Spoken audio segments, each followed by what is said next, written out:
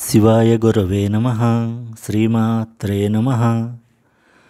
రాజశ్యామల నవరాత్రులను మహామాతంగి సాధన ద్వారా మన సిద్ధమంత్రం ఛానల్ సాధకులు అత్యద్భుతంగా సద్వినియోగం చేసుకున్నారు.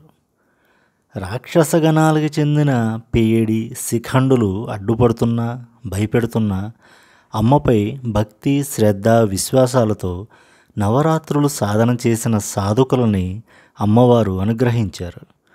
ఎప్పుడు రాజశ్యామల మాతంగి జప హోమాలు చేసినా చిలుకలు చుట్టుపక్కలకి రావటం, చిలుకల అరుపులు, చెట్లపై రామచిలుకల దర్శనాలు ఎప్పుడూ కామన్గా జరుగుతూ ఉండేవి.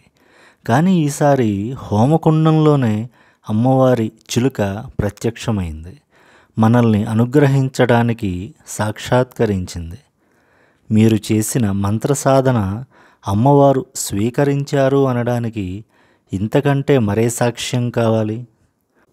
మీరు చేస్తున్న సాధనలు ఆదిపరాశక్తికి చేరుతున్నందుకు ఎంతో సంతోషిస్తున్నాను.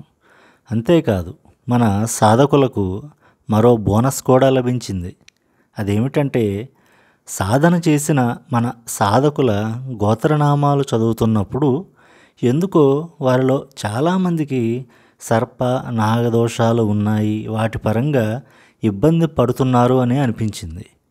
ఆ దోషాలను కొంతైనా తగ్గించి వారికి ఉపశమనం కలిగించు తల్లి అని మనసులోనే మానసాదేవిని వేడుకున్నాను. తరువాత మహామాతంగి మంత్రంతో ఆహుతులు పూర్తి అయిన తర్వాత అప్రయత్నంగా మానసాదేవి మంత్రంతో కొన్ని ఆహుతులు వేశాను. సర్ప నాగదోషాలు సాధకులకు ఉపశమించాలి అని మనసులో అనుకున్నాను. చూడండి, కేవలం 11 ఆహుతులు వేస్తేనే మానసాదేవి అత్యంత ప్రేమతో కారుణ్యంతో నాగదేవత రూపంలో ఆహుతులు స్వీకరించింది. ఇది చూసి నేను ఎంత సంతోషపడ్డానో మాటల్లో చెప్పలేను. దేవతలది ఎంత దయ, ఎంత మాతృవాత్సల్యం, ఎంత కారుణ్యం! మనమంతా ఎంతో అదృష్టవంతులం, ధన్యులం.